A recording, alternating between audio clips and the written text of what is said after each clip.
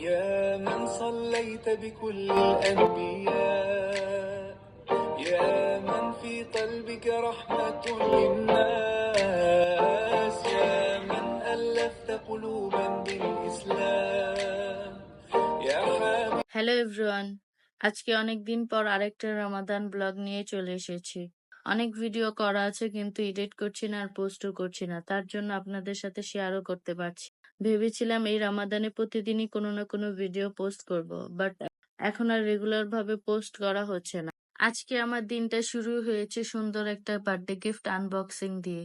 এটা আমি আমার বার্থডেতে গিফট পেয়েছি। আমার বার্থডে সবগুলো গিফট আনবক্সিং এর একটা আলাদা ভিডিও আমি পোস্ট করব। ওইখানে আপনারা দেখতে পারবেন আমি কি কি পেয়েছি আমার বার্থডেতে। আমি ফ্রেশ হয়ে জোহরের নামাজ পড়ে একটু কোরআন শরীফ পড়তে বসেছিলাম, কারণ আমি চাচ্ছিলাম এবার তাড়াতাড়ি খতম দেওয়ার জন্য। তার জন্য একটু বেশি করেই পড়ছিলাম। আজকের বাহিরের পরিবেশটা অনেক সুন্দর ছিল। আমি কোরআন শরীফ পড়ার সময় বাহির থেকে বাতাস আসছিল, এত বেশি ভালো লাগছিল কোরআন শরীফটা পড়তে, যা বলার মতো না। এই বাতাসের জন্যই আমি আসলে জানালার পাশে বসেছি কোরআন শরীফ পড়ার জন্য।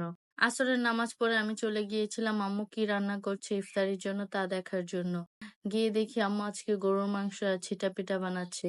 আমার তো গরুর মাংস দিয়ে ছিটা পিঠা খেতে অনেক বেশি ভালো লাগে।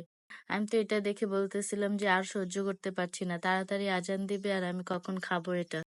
তারপর আমরা সবাই মিলে ইফতারি করে নিয়েছি, আর ইফতারির সময় আমি কোনো ভিডিও করতে পারিনি, তার জন্য আপনাদের সাথে শেয়ারও করতে পারছি না।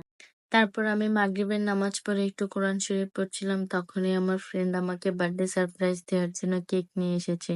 এটা দেখে তো আমি পুরো অবাক হয়ে গিয়েছিলাম, কারণ আমি জানতাম না যে ও কেক নিয়ে আমাদের বাসায় আসবে, তারপর এই রোজার মধ্যে।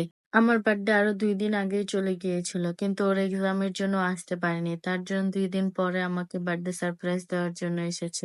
এটা দেখে তো আমি এত বেশি হ্যাপি হয়েছি যা বলার মতো না। থ্যাংক ইউ আমার ফ্রেন্ডকে এত সুন্দর বার্থডে সারপ্রাইজ দেওয়ার জন্য।